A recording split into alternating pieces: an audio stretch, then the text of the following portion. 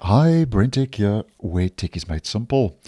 So the Dev Channel Insiders also received a brand new build on the 11th of January. Windows 11 Insider Preview Build 23615. So if you are interested as to what Microsoft is working on in preview, then just to go through some of the key highlights. So what's new in build 23615? Well, first of all, if you are using a USB device and are transferring data backwards and forwards with different USB devices, you may be interested to know that Microsoft now has announced support for the latest generation USB standard called USB 80 Gbps, which stands for 80 gigabytes per second. So that's the transfer speed in this new Windows build 23615. And USB 80 support will initially launch on select devices, Microsoft says, based on the Intel Core 14th Gen HX series mobile processors, such as the new Razer Blade 18. So obviously this is going to be aimed at more of your high-end spec machines than your low budget.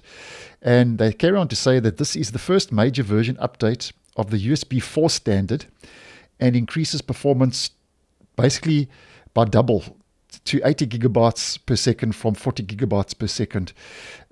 It also enables the next generation of high-performance displays, storage, and connectivity, according to Microsoft. And they also mention it's fully backwards compatible with peripherals built for older generations of USB and Thunderbolt, and works alongside all other USB Type-C features. So there we go. USB 80 Gbps, 80 gigabytes per second, is on its way, if your hardware supports it, to Windows 11. Then they're also trying out opening Copilot automatically when Windows starts on widescreen devices, which I think if you are using a widescreen device and you are using Copilot on a regular basis, makes sense. But obviously if you don't have a widescreen device, then obviously this may not be a kind of a good option.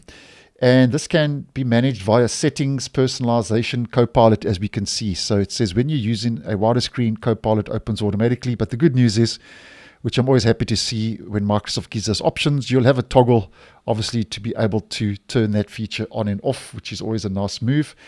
Do note, though, that this is rolling out, so not all insiders in the dev channel will see this right away. So this is early days, so it's still on a controlled rollout. Then Windows Share has received a couple of improvements. Microsoft says for Microsoft Edge and other browsers that invoke the Windows Share window, the Windows Share window now supports the ability to share URLs directly to WhatsApp, Gmail, X, Facebook, and LinkedIn. In Microsoft Edge, this is how it's all going to work. You can invoke the Windows Share window by clicking the Share icon at the top right in the toolbar and choosing the Windows Share options. So those are the kind of new changes and improvements that have been made available. And they've also fixed an issue that was impacting the task manager reliability for some insiders. And they also fixed an issue that was also impacting Windows Share window reliability for some insiders. So both those little options have received a bit of improvements.